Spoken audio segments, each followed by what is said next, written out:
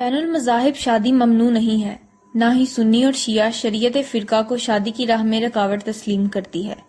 اسلامی قانون کے مختلف مکاتب فکر کے بارے میں بعض علماء بشمول الازہر مصر کے ممتاز مفتی محمود شلتوت نے اعلان کیا کہ فقہ کے 4 مکاتب سنی اور جعفری شیعہ مکتب فقہ مساوی ہیں۔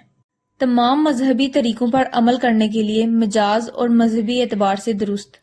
19ویں صدی کی سیاست نے عقیدے کو سیاسی بنا دیا۔ سامراج، خاص طور پر برطانوی، فرانسیسی اور عثمانی نے قابل اور مؤثر طرز حکومت کی ترقی کو روکا۔ 20ویں صدی کے دوران بہت سے اسلامی ممالک کی قیادت مرکزی آمرانہ حکومتوں نے کی ہے۔ جدیدیت اور جدید ترقی فوج اور سیاست کے ذریعے مشرق وسطی میں داخل ہوئی۔ سیاست اور اسلام کے درمیان تعلق نے اسے مشکل بنا دیا۔ سعودی عرب اور ایران کے درمیان موجودہ تنازع کو غلط طور پر سنی اور شیعہ کے درمیان تنازع سمجھا جاتا ہے۔ اس کی بجائے یہ 2 حکومتوں کے درمیان تنازع ہے جو اپنے سیاسی ایجنڈوں کے لیے بالترتیب سنی اور شیعہ اسلام کو گالی دیتے ہیں۔ وہ دونوں عقیدے کو نظریہ بناتے ہیں۔ تیل اور سیاست کی بدولت انہوں نے پورے خطے میں فرقہ وارانہ تنازع پیدا کیا ہے اور اسے ہوا دے رہے ہیں۔ دونوں ریاستیں اپنے سیاسی مقاصد کو آگے بڑھانے کے لیے دوسرے فرقے کے علاقائی گروہوں کو استعمال کرتی ہیں۔ اپنے سیاسی اہداف کو آگے بڑھانے کے لیے فرقہ۔ ہر فرقے میں ان کا تنوع ہے، نہ تو سنی اور نہ ہی شیعہ کسی ایک اور متعین نظریے کے لیے کم کیا جا سکتا ہے۔ وہ روایتیں جو سنی یا شیعہ دونوں کے ساتھ ایسا سلوک کرتی ہیں گویا وہ ایک ہی وجود میں گمراہ کن اور غلط ہیں۔ ہر گروہ کے اندر بہت بڑا تنوع رہا ہے اور اب بھی موجود ہے۔ سنی اور شیعہ دونوں اسلام میں اقلیت پسند اور لفاظی موجود ہیں۔ یہ تصوف، شریعت، اسلامی مذہبی قانون اور سیاست کے بارے میں یکساں طور پر درست ہیں۔ کچھ سنی گروہ زیادہ شیعہ کی طرح نظر آتے ہیں۔ اکثر شیعہ معتزلہ سے بہت ملتے جلتے ہیں۔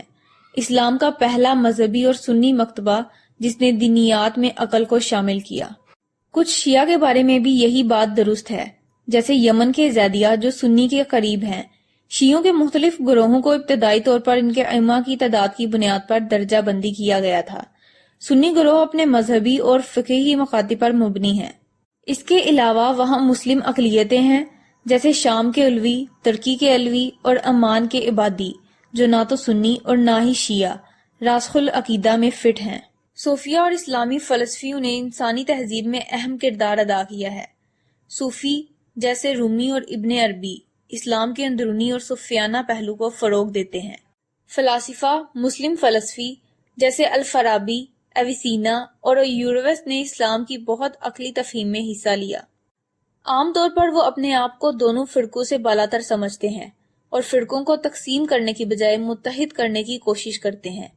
صوفیہ اور فلاسفہ دونوں نے کئی عظیم نظریات متعارف کروائے جن میں صوفیانہ محبت، عقلی عقیدہ، تہذیبوں کے درمیان مکالمہ اور مواد الطبیعیاتی پیش رفت شامل ہیں۔ دونوں طرف سے ہمیشہ اتحاد اور یکجہتی کا مطالبہ کیا گیا۔ 2 اہم فرقوں کے درمیان تقسیم ابتدائی طور پر واقع ہوئی، تاہم فرق اکثر الہیات اور نظریہ میں ہی رہا، برادری اور عمل میں نہیں۔ مثال کے طور پر سلام الفارسی اور عمار بن یاسر، علی ابن ابی طالب کے 2 ابتدائی عقیدت مند اور شیعہ کے آثار قدیمہ نے عمر بن الخطاب کی انتظامیہ کے اوپری صفوں میں کام کیا۔ اسلام کا دوسرا خلیفہ حتیٰ کہ امام ابو حنیفہ جو سنی اسلام کے سب سے بڑے مکتبہ فقہ حنفی کے بانی ہیں، چھٹے شیعہ امام جعفر صادق کے شاگرد تھے۔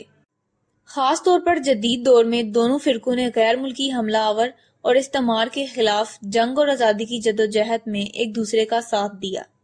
عظیم الشان آیت اللہ سستانی عراق میں سنی کو اپنے بھائی کے بجائے اپنا وجود کہا جائے۔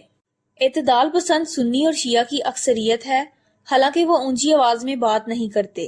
ریاض، سعودی عرب سے تعلق رکھنے والی وہابی اقلیت تمام سنیوں کی طرف سے بات کرنے کا دعویٰ کرتی ہے، اور تہران میں ایرانی حکومت تمام شیعوں کے لیے بات کرنے کا دعویٰ کرتی ہے، جبکہ معتدل اور روایتی نقطہ نظر مصر کے قاہرہ اور عراق کے نجف سے بالترتیب سنی اور شیعہ میں سنا جا سکتا ہے۔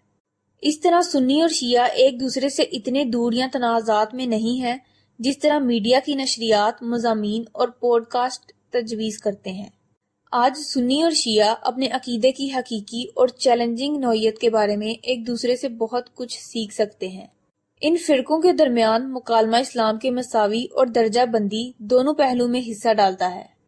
مشرق وسطی میں بہت سے مراکز ہیں جو بین المذاہب مکالمے کو فروغ دیتے ہیں، لیکن مسلمانوں کو واقعی ایماندارانہ اور سنجیدہ بین المذاہب مکالمے کی